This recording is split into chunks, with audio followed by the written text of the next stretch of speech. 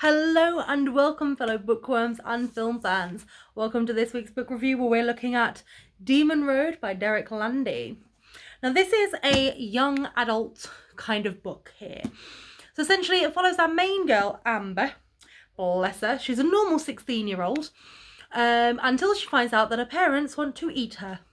And not in a metaphorical sense, they want to literally kill her and to devour her flesh and blood.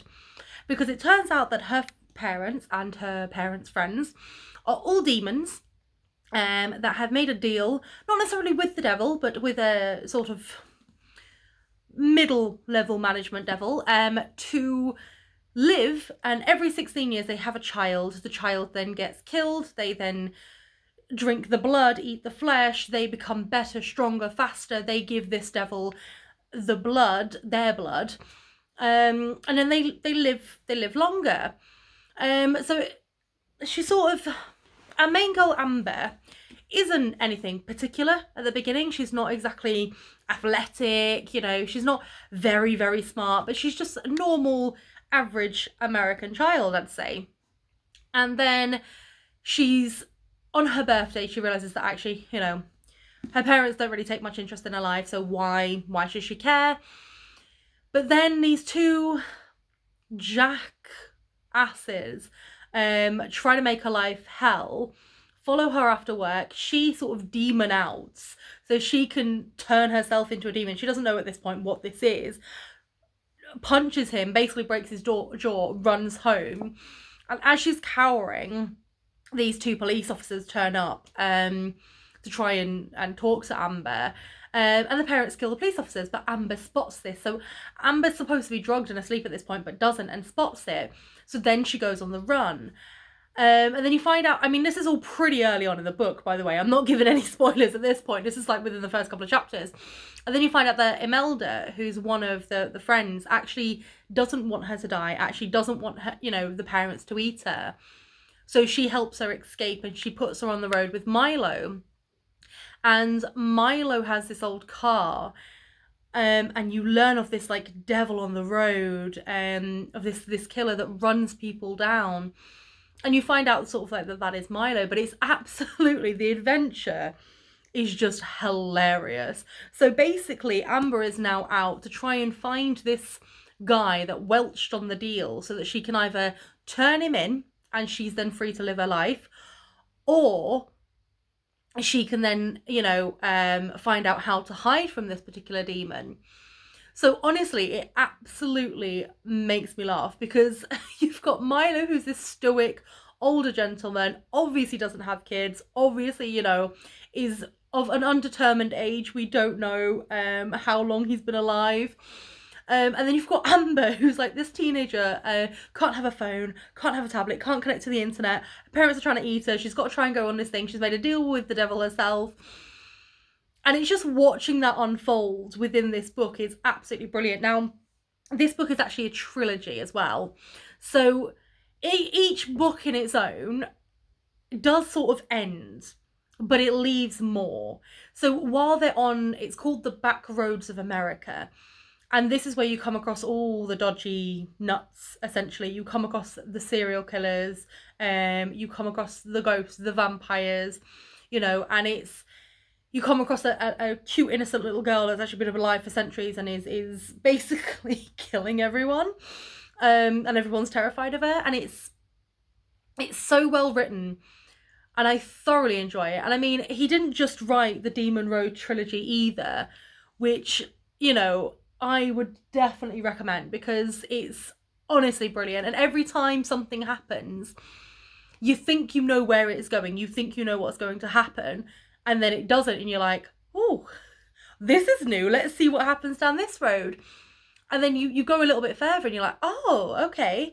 And then they pick up like this little, I think it's a little Irish boy. I say a little Irish boy. He's a teenager and he's Irish. And he's just like, well, I'm going to die anyway, so I might as well join you. And he's basically like an emo without being an emo. And it's just, you can almost imagine like Milo's face, like his eye rolls and everything when he's got these two kids with him. Because once you know, once the Irish one joins, I cannot remember his name off the top of my head. I'm so sorry, guys. But once he joins, Amber then seems like she's cool and sophisticated, and she's like, you don't know what's going on. We're on this quest, blah, blah, blah, blah, blah. And yet she's still making mistakes. She's still not exactly following the rules. But every step of the way, you can imagine that this guy is basically just taken on 2 children, and they're on these back roads, and they're trying to find a way. And you see this slow bond forming as well. It's sort of like it's almost like when you know when you see like buddy cop films and they start off not liking each other and at the end they've got each other's back. It's basically like that. And he also wrote the Skullduggery Pleasant series as well, which I'm thoroughly enjoying at the minute. So it's just, like, even though it's classed as sort of like teenage fiction, as it were, I really wouldn't say that this is limited to just teenagers. What I do enjoy is I find when I'm reading teenage fiction, I find it a lot better because it's not as obsessed with relationships and pairings of man and woman, or man and man, or woman and woman. If you know what I mean by pairings, I'm not going to be too explicit.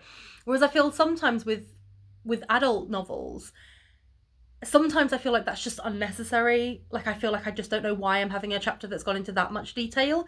And you don't really get that with teenage novels. And this is why I'm really grateful for reading them, because it's a story and there's no love interest as such. It is just a good old-fashioned parents hunting child to consume her flesh and blood kind of story, and the adventures that they get up to. And this is just book 1.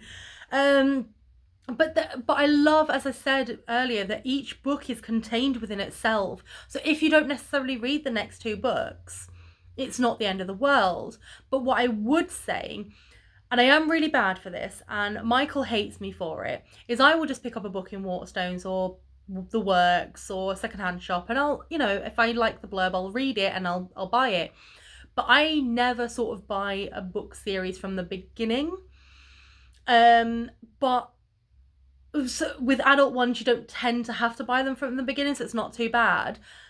Although each book is self-contained, kind of within its own narrative, I would say that if you are going to read the Demon Road trilogy, and it is just a trilogy, it's got a beginning, a middle, and an end, read it from the very beginning, the Demon Road, and then read it in order. Because if you try and read it out of order, it might not make as much sense. But honestly, this book is just brilliant. It's an easy read. You can't put it down. It's quite funny to watch this sort of like this woman becoming into her own while she's being hunted by her parents, and not really knowing who to trust. And basically her whole life is turned upside down. And I love the way that it's told, and I love the narrative style, and I'm never bored with it. So I will give this a 4 out of 5. And I would definitely recommend anyone, if you want to pick it up anywhere and just give it a go. Basically, just give this book a read. Obviously, if you do like these book recommendations that I am giving out, if you do read a book based on something that I've said, please do leave it below in the comments. I'd love to know if this is actually reaching anyone out there. If there are any books that you'd like me to read, any books, film adaptations that you'd like me to do, please, again, leave it below in the comments. Let me know if there's anything that's sort of pressing on you. But until then, remember to always keep it contento.